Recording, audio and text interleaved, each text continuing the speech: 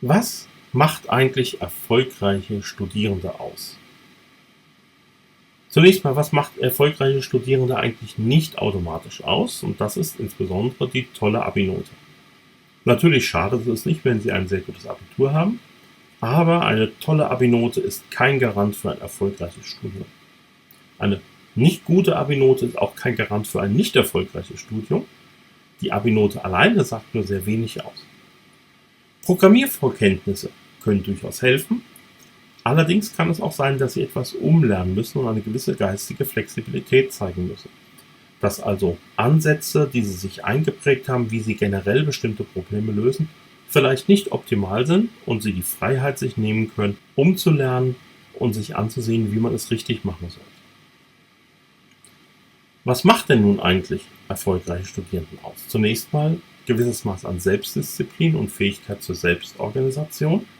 An der Universität wird ihnen wesentlich weniger hinterhergelaufen, als es in der Schule der Fall war.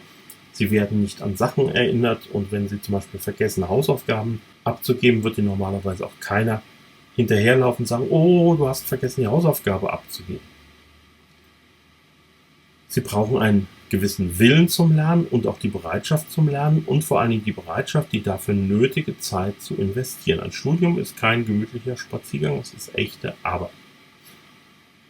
Sie brauchen auch Selbstkritik mit einem kritischen Blick auf sich selber und ihren Lernwillen.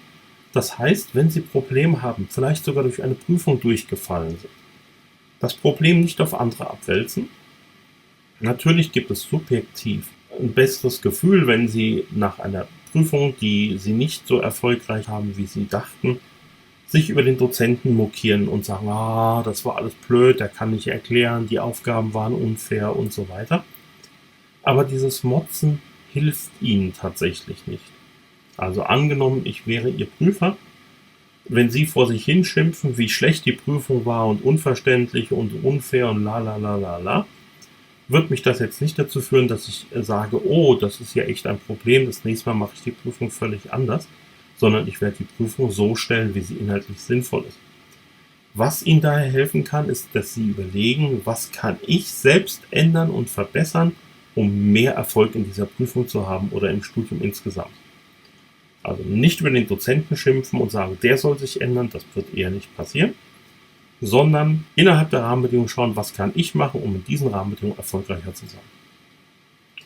Ein wichtiger Aspekt ist eine kontinuierliche Mitarbeit, dass Sie also am Ball bleiben, nicht zwischendrin sich mal für 1-2 Wochen ausklinken, sondern aktuell im Stoff bleiben, Unklarheiten im aktuellen Stoff möglichst früh klären und auch die Übungen bearbeiten oder gegebenenfalls, wenn Sachen unklar bleiben, die Sprechstunden nutzen. Denn wenn Sie den aktuellen Stoff gut aufgearbeitet haben, können Sie sowohl die Übung besser machen, als auch Sie verstehen mehr in der nächsten Veranstaltung. Und natürlich müssen Sie offen und interessiert für Neues sein und bereit sein, auch Sachen dazuzulernen.